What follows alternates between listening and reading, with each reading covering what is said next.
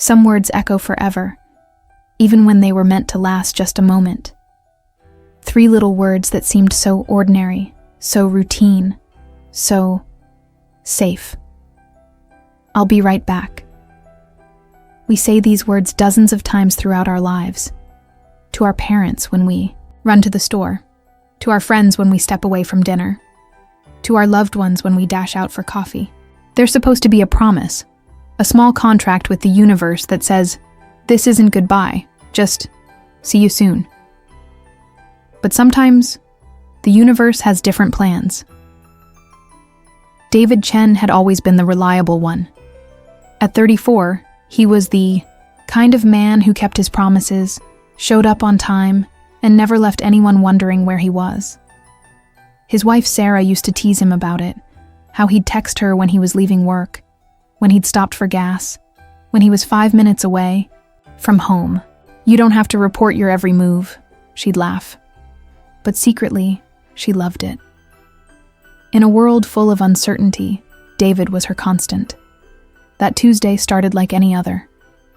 David woke up at 6:30 a.m., kissed Sarah goodbye as she rushed off to her nursing shift at the hospital, and settled into his home office for another day of software consulting. The autumn rain drummed steadily against the windows, creating that cozy cocoon feeling that made working from home feel like a privilege, rather than a necessity. By 2 p.m., he'd wrapped up his client calls and was deep in code when his phone buzzed. Sarah's text read, "Crazy day here. Forgot my lunch again. Rain making me crave soup." David smiled, recognizing the subtle request. After 8 years of marriage, they'd developed their own language of gentle hints and loving gestures. He glanced outside. The rain had intensified, turning the streets glossy and dark. Most people would have suggested she grab something from the hospital cafeteria, but David knew better. Sarah had been pulling double shifts all month, covering for a colleague on maternity leave. She was exhausted, running on caffeine and determination. The least he could do was bring her favorite tomato basil soup from Romano's, the little Italian place 6 blocks from the hospital. David grabbed his keys, wallet, and the old blue umbrella Sarah had bought him for their 2nd anniversary. As he headed for the door, he paused at the hallway mirror, a habit Sarah had lovingly mocked him for. "Checking if you're still handsome," she'd say. Today, he just saw a man in a worn Yankees hoodie and jeans, someone trying to do something nice for the person he loved most. The drive to Romano's took 12 minutes in. The rain. Giuseppe, the owner's son, recognized him immediately. "The usual for Sarah?" he asked with a knowing grin. David nodded and waited, listening to the rain intensify against the restaurant's windows. Other customers shook out umbrellas and complained about the weather, but David found something peaceful about it. Maybe it was the anticipation of seeing Sarah's face light up when he arrived with lunch, or maybe it was simply the satisfaction of being exactly where he needed to be. Soup secured in a thermal bag, David texted Sarah, "On my way, ETA 10 minutes. Her response came immediately. 3 heart emojis and, "You're the best." David pulled out of Romano's parking lot at exactly 3:47 p.m.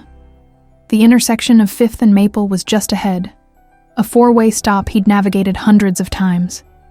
The rain was coming down harder now, turning the world into a watercolor painting viewed through his windshield wiper's rhythmic dance. His phone, mounted on the dashboard, showed Sarah's contact photo.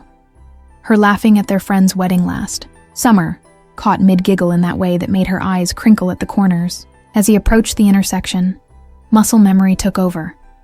Full stop. Look left. Look right. Clear. That's when his phone rang. Sarah's name lit up the screen, and David couldn't help but smile. She was probably calling to tell him about some hospital drama, or maybe to add something to the lunch order. She always remembered something just as he was leaving. He reached for the phone as his foot pressed the accelerator, pulling through the intersection. "Hey, babe," he answered, his voice carrying that warm familiarity of 8 years together. "Perfect timing. I'm literally..." He never finished the sentence. Through the rain-blurred windshield, he saw it, a red pickup truck running the stop sign. From his right, hydroplaning on the wet asphalt. The driver, a 17-year-old kid named Marcus who'd been texting his girlfriend, looked up at exactly the same moment David did. Time stretched like taffy. David could see everything with crystal clarity. The panic in the young man's eyes, the way his hands gripped the steering wheel, the inevitable mathematics of speed and distance and physics that meant this moment couldn't be undone. The phone was still pressed to his ear, Sarah's voice a distant sound asking, "David, you there?" In that suspended second, the 1 second before impact, David's mind didn't flash to his life or his regrets or his unfulfilled dreams. Instead, he thought about the last thing he'd said to Sarah that morning. "Love you, have a good day." And then, with the kind of calm that comes when there's nothing left to do but accept what's coming, he spoke into the phone. "I'll be right back." The words left his lips at 3:48 p.m. The impact came at 3:48 and 1 second. Sarah heard those 4 words through a crackling phone connection, followed by a sound that would haunt her dreams for months afterward. The terrible symphony of metal and glass, and everything ordinary becoming catastrophic in an instant. Then silence. Then the dial tone that marked the end of everything they'd known together. She called his name into the dead phone 17 times before her hands stopped shaking enough to call 911. The emergency operator was kind, professional, efficient. Sarah answered questions about location and vehicle description, while some part of her mind insisted this was happening to someone else, that David was probably fine, that "I'll be right back" wasn't the kind of thing people said before they disappeared forever. But David didn't come right back. He spent 6 days in intensive care, machines breathing for him, monitoring every heartbeat while Sarah held his hand and whispered stories about their future plans.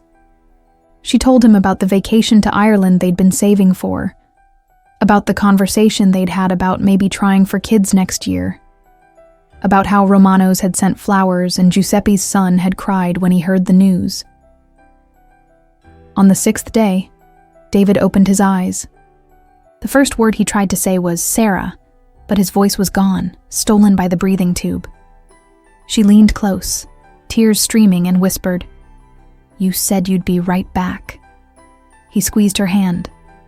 Barely perceptible, but enough. Recovery was measured in small victories, breathing on his own, speaking in whispers, remembering what had happened. The physical therapist said David was lucky. The brain injury was minimal. The broken ribs would heal. The shattered left leg would require surgery, but function would return. Lucky. The word felt strange in Sarah's mouth when she repeated it, to family and friends. Marcus, the 17-year-old driver, visited exactly once. His parents brought him to the hospital room where David was learning to walk again with a physical therapist. The boy stood in the doorway, still young enough that his fear was written plainly across his face, old enough to understand the weight of what had happened. "I'm sorry," Marcus said, the words barely audible. David looked at him for a long moment. This kid who'd been texting about weekend plans, who'd run a stop sign in the rain, who'd become part of David and Sarah's story in the most unwanted way possible. "I know," David finally replied. "We all make choices. Most of the time we're lucky. Sometimes we're not." 3 months later, David returned to work. 4 months later, he was driving again, though he'd never been quite the same at intersections. 8 months later, Sarah announced she was pregnant. Life, as it does, found ways to move forward. But "I'll be right back" became different words in their house. David never said them casually anymore. When he left for the store or to walk the dog or to run any of life's countless small errands, he'd kiss Sarah goodbye and say, "I love you. See you soon." And Sarah, who'd learned that promises aren't always ours to keep, would kiss him back and reply, "I love you too. Drive safe." because sometimes the difference between a casual goodbye and forever is just 1 second. One moment when the ordinary world reveals its fragility, when the simple act of answering a phone call becomes the thin line between coming home and disappearing into the space between intention and fate. The next time someone you love says, "I'll be right back," remember David and Sarah. Remember that love isn't just in the grand gestures or the perfect moments. It's in the attention we pay to the ordinary seconds, the care we take with casual promises, and the grace we offer each other when plans change beyond our control. What moments in your life have you been taking for granted? Share your thoughts in the comments below.